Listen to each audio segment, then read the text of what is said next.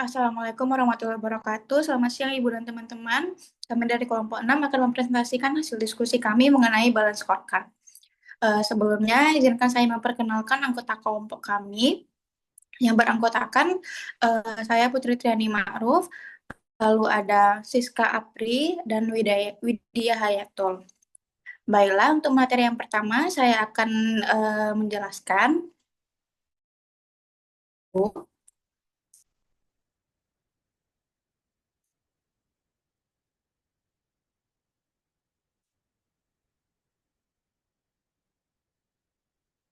Nah, di pendahuluan ini kita ada sistem penilaian kerja atau performance management system yang merupakan mekanisme untuk meningkatkan kemungkinan keberhasilan perusahaan dalam menerapkan strategi. Nah, selama ini yang banyak dipakai dalam menentukan sistem penilaian kerja hanyalah ukuran finansial. Ada tuntutan agar ukuran non-finansial juga dikembangkan agar pelaksanaan strategi bisa sukses. Untuk saat ini, sistem penilaian kerja atau SPK menggabungkan kedua jenis ukuran, yaitu finansial dan non-finansial. Salah satu contoh SPK adalah balance scorecard. Next.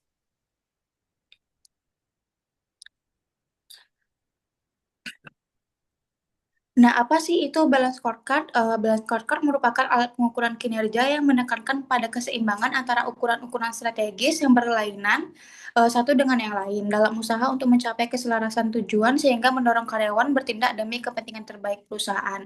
Balance scorecard hadir untuk menjawab kebutuhan tersebut dengan memperkenalkan pendekatan yang lebih holistik dalam mengukur kinerja organisasi. Tidak hanya berfokus pada hasil keuangan, balance scorecard juga memperhitungkan aspek lain yang dianggap sebagai pendorong utama bagi pencapaian tujuan organisasi. Kaplan dan Norton mengusulkan 4 perspektif utama yang menjadi dasar pengukuran kinerja organisasi, yaitu pertama perspektif keuangan, perspektif pelanggan, perspektif proses internal, serta perspektif pembelajaran dan pertumbuhan. Next. Nah, balance scorecard ini mempunyai kelebihan. Yang pertama yaitu kelebihan utama dari balance scorecard ini adalah kemampuannya untuk memberikan perspektif yang lebih seimbang dalam mengukur kinerja organisasi. Lalu yang kedua, balance scorecard membantu organisasi menghubungkan visi dan strategi dengan tujuan operasional sehari-hari. Lalu balance scorecard juga memberikan kerangka kerja yang memungkinkan manajemen untuk menetapkan tujuan strategis ke dalam sasaran yang dapat diukur di berbagai level organisasi. Lalu kelebihan selanjutnya mendorong perusahaan untuk fokus tidak hanya pada hasil jangka pendek, tetapi juga pada pembangunan kemampuan jangka panjang. Dan yang terakhir, mendorong peningkatan komunikasi dan koordinasi antar departemen. Next. Nah, adapun kekurangan dari balance scorecard yaitu salah satunya adalah kompleksitas penerapannya. Balance scorecard dapat menjadi terlalu rigid jika tidak dikelola dengan fleksibilitas. Dan kekurangan lain dari balance scorecard adalah bahwa penerapannya bisa menimbulkan biaya yang signifikan, terutama bagi perusahaan kecil atau organisasi nirlaba yang memiliki sumber daya yang terbatas. Lalu untuk kelemahan yang lain adalah balance scorecard ini risiko terjadinya over engineering, di mana perusahaan mencoba mengukur terlalu banyak hal sekaligus.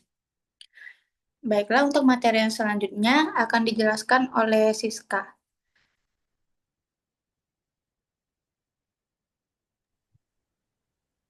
Baiklah, di sini saya akan menjelaskan tentang perspektif balance scorecard. Nah, di balance scorecard ini mempunyai 4 perspektif. Yang pertama itu perspektif keuangan atau finansial, yang kedua itu perspektif pelanggan atau customer, yang ketiga itu perspektif proses bisnis internal, yang keempat itu perspektif pembelajaran dan pertumbuhan.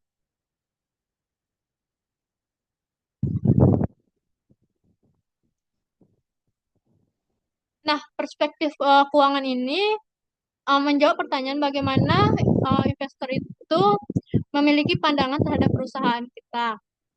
Perspektif keuangan berfokus pada hasil akhir yang diinginkan pemegang saham dan pemangku kepentingan lainnya, yaitu profitabilitas dan pertumbuhan keuangan lainnya. Pengukuran kinerja keuangan akan menunjukkan apakah perencanaan dan pelaksanaan strategi memberikan perbaikan yang mendasar bagi keuntungan perusahaan. Sasaran-sasaran dibedakan pada masing-masing tahap siklus bisnis. Yang pertama itu growth atau pertumbuhan.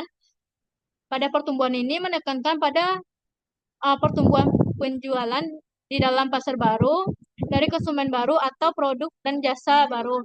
Nah, maksudnya di sini yaitu misalkan jika pada tahun sebelumnya konsumennya itu sekitar 1.000 orang dan pada tahun berikutnya sekitar 1.200, maka 1.200 itu akan diukur sebagai pertumbuhan pasarnya.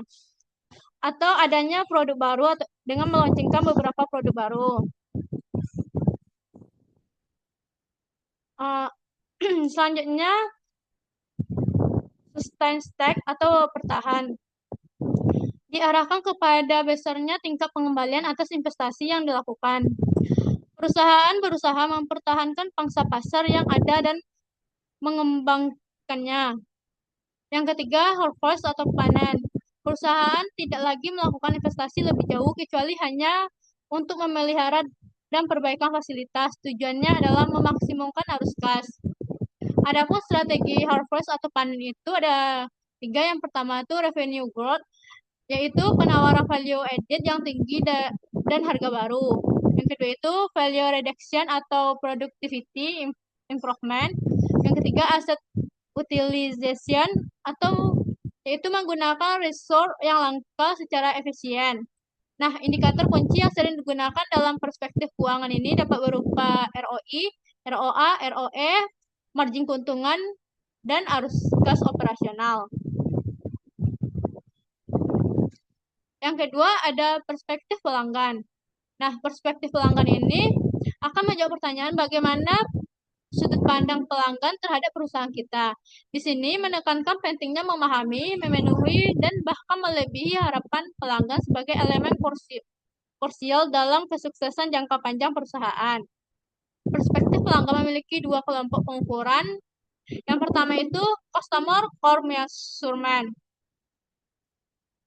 yang mana adanya pangsa pasar seperti HP pada zaman ini yang menguasai pasar itu adalah Apple, lalu disusul oleh Samsung, dan handphone-handphone lainnya. Nah, jika pada tahun besok, apakah Apple ini masih bisa mempertahankan menjadi posisi nomor satu atau presentasinya akan digantikan oleh Samsung? Yang kedua, retensi pelanggan. Yang ketiga, tingkat kepuasan pelanggan. Nah, di sini maksudnya itu kayak bagaimana kepuasan pelanggan terhadap produk dan pelayanan dari perusahaan kita. Yang keempat itu ada profitabilitas pelanggan.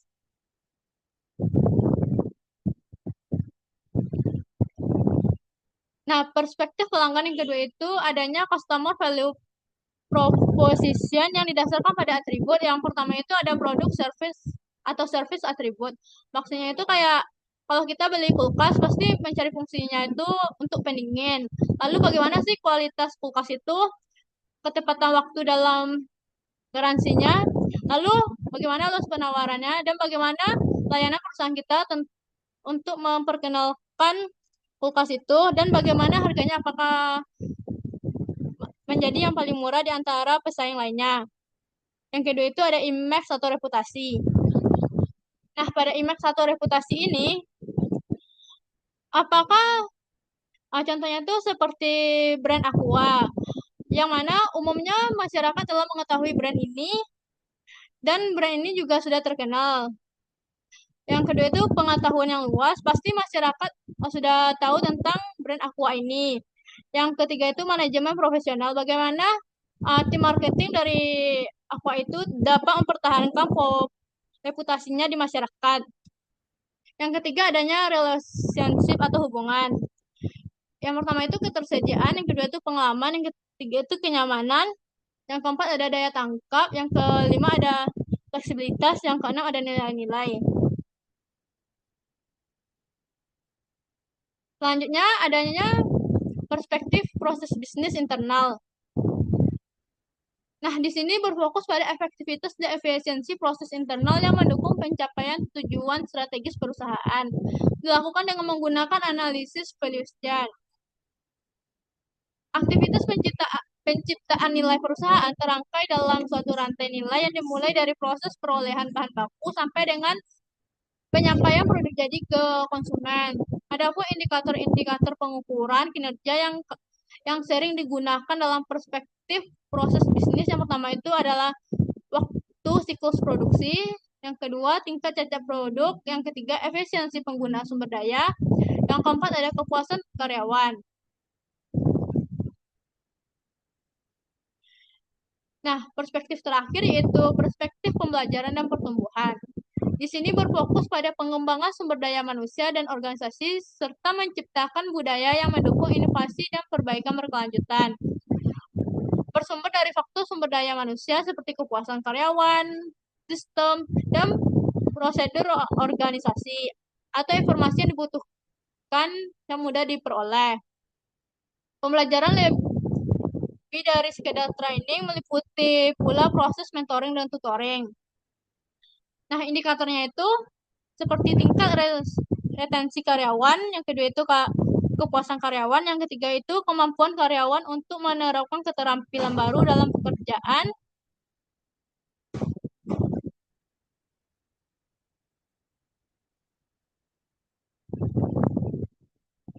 Lalu di sini kita akan bahas bagaimana hubungan antara perspektif balance scorecard itu. Nah, sebenarnya perspektif dalam balance scorecard itu saling berkaitan antara satu dengan yang lain, yaitu perspektif keuangan, perspektif pelanggan, dan perspektif proses bisnis internal, serta perspektif pembelajaran dan pertumbuhan. Perspektif ini tidak dapat berdiri sendiri, melainkan saling terkait dalam mempengaruhi satu sama lain. Memahami hubungan antar perspektif ini penting untuk merancang strategi yang efektif dan mencapai tujuan organisasi secara keseluruhan. Tantangannya itu munculnya jika perusahaan terlalu fokus pada satu perspektif sehingga mengabaikan perspektif yang lainnya. Akibatnya akan mempengaruhi kinerja jangka panjang dalam perusahaan itu. Nah, di sini adanya contoh hubungan antara perspektif yang ada di balance scorecard. Yang pertama, pembelajaran dan pertumbuhan. Contohnya kayak SDM dan sistem. Seperti jika karyawan kita latih, nah di sini saya akan mengambil contohnya itu pada restoran. Contohnya kayak jika kita melatih karyawan untuk membuat makanan yang cepat dan enak, lalu sistem kasirnya itu memakai teknologi yang cepat dan akurat, maka efeknya itu kayak karyawan itu lebih semangat kerja cepat dan tidak bingung pakai sistem. Hal ini akan membantu perspektif berikutnya yaitu proses bisnis internal, yang mana proses masak akan lebih cepat dan higienis, sistem pemesanan lancar, dan selanjutnya pelayanan pelanggan ramah dan teratur. Maka efeknya itu tidak adanya antrian panjang, makanan cepat sampai, tidak adanya salah pesan. Nah, ini akan membuat pelanggan senang dan masuk ke perspektif pelanggan. Pada perspektif pelanggan ini, pelanggan akan merasa puas, mereka akan merekomendasikan restoran kita itu ke teman-temannya, mereka akan loyal terhadap restoran kita. Maka efeknya itu jumlah pelanggan kita akan bertambah dan mereka akan membeli berkali-kali. Ini berdampak pada perspektif keuangan yang mana pendapatan kita akan naik, biaya kita akan turun karena kerja kita kan lebih efisien dan laba kita akan meningkat. Nah, materi selanjutnya akan disampaikan oleh Kak Widya. Pada Kak Widya, persilakan. Baiklah, terima kasih. Untuk materi selanjutnya itu yaitu penerapan balance scorecard. Dalam menerapkan balance scorecard ini dalam organisasi merupakan langkah strategis yang memerlukan pemahaman yang mendalam mengenai visi misi dan nilai-nilai organisasi. Proses ini mulai dengan menetapkan tujuan strategis yang jelas dan terukur, yang kemudian dipecah menjadi indikator kinerja yang spesifik. Dengan demikian, balance scorecard membantu organisasi menghubungkan aktivitas sehari-hari dengan tujuan jangka panjangnya.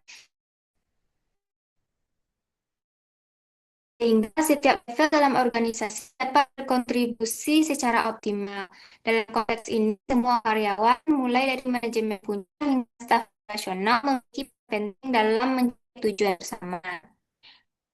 Dengan langkah dalam penerapan balance scorecard ini yang dapat kita terapkan itu yang pertama dengan pemahaman dalam terkait visi misi dari organisasi. Kedua itu menetapkan tujuan strategis yang spesifik dan terukur. Yang ketiga, mengidentifikasi indikator kinerja utama atau Key Performance Indicator atau KPI, yaitu merancang rencana tindakan untuk mencapai tujuan strategis. Yang kelima, implementasi dan pemantauan dan evaluasi kinerja berulang.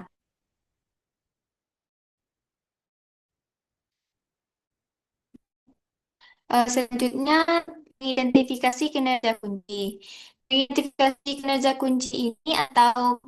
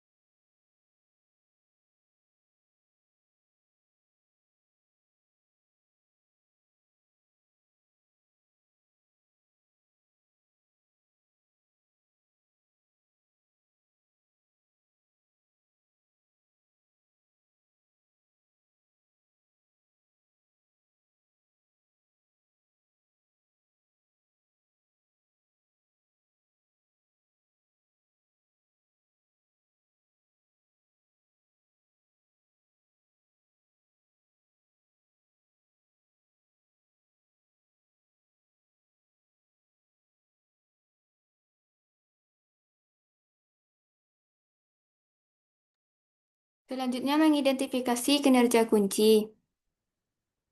Mengidentifikasi kinerja kunci atau Key Performance Indicator adalah salah satu langkah krusial dalam menerapkan balance scorecard yang efektif.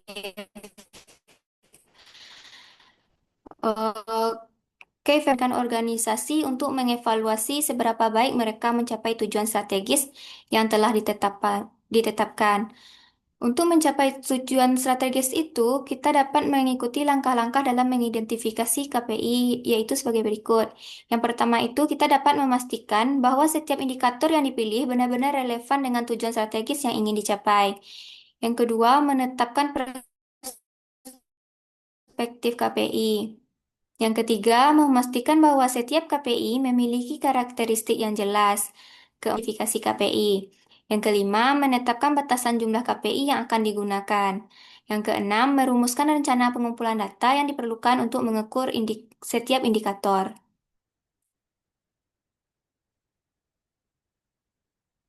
Next.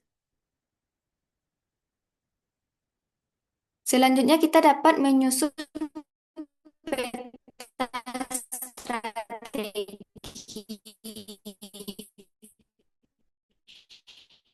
yang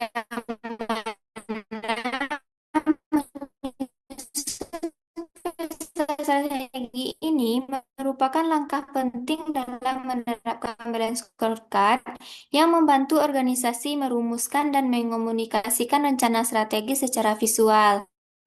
Peta strategi berfungsi sebagai alat yang menggambarkan hubungan antara berbagai tujuan strategis yang diidentifikasi pertumbuhan, yang mana untuk penerapannya itu kita dapat mengikuti prosedur yang telah ditetapkan dalam setiap perspektif balance tujuan-tujuan tersebut.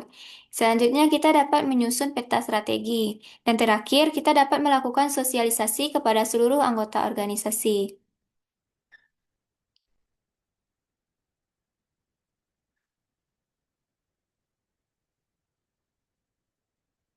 Selanjutnya, kita dapat mengukur dan mengevaluasi kinerja.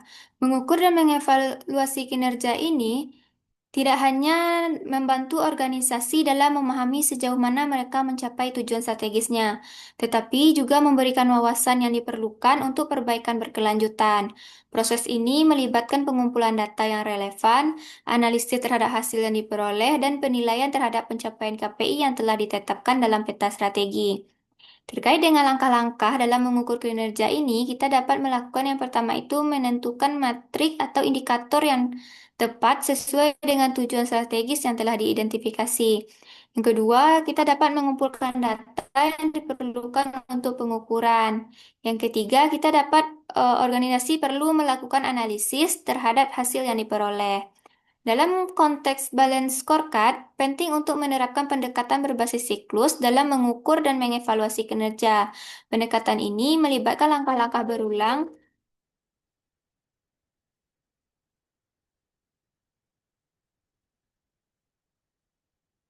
secara terus-menerus, memantau kinerja dan melakukan penyesuaian strategis berdasarkan data dan umpan balik yang diperoleh.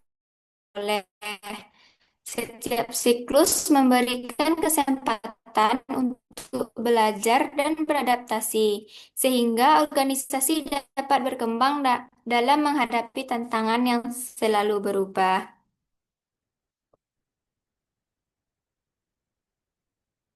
Balik dari berbagai pemangku kepentingan, termasuk karyawan, manajemen, dan pelanggan.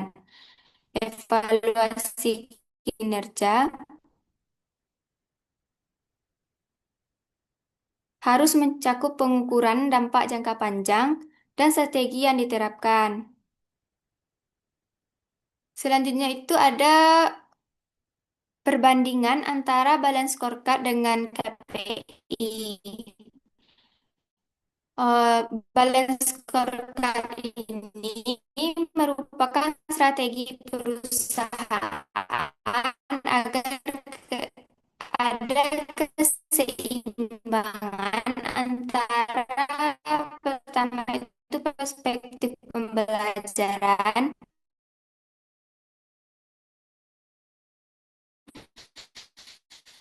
perspektif proses bisnis, perspektif pelanggan, dan perspektif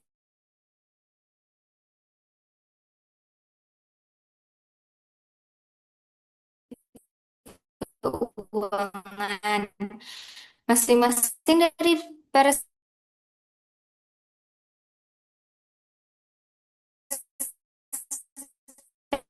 di atas kemudian digunakan untuk menerjemahkan strategi. Sedangkan terkait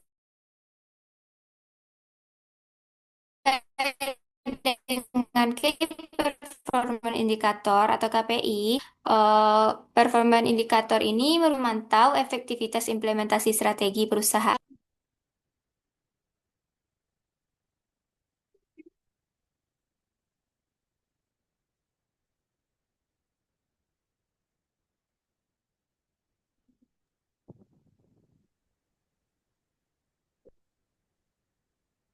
Itulah presentasi yang dapat kami sampaikan. Kalau ada kesalahan, mohon dimaafkan. Assalamualaikum warahmatullahi wabarakatuh.